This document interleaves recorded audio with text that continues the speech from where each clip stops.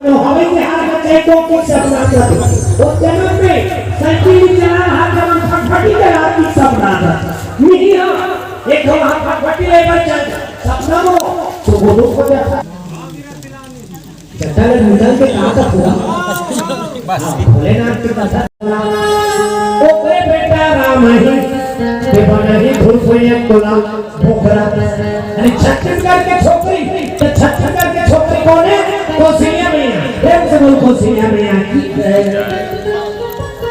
देखिए मैं बोला मैके के नाम से जाने जाते ना हाँ जगन्नाथ रंगेश्वरी युवराज एवं सब परिवार की तरफ से भगवान के श्री चरण में इनके प्रणाम जागरूक था नामाटी की तरफ से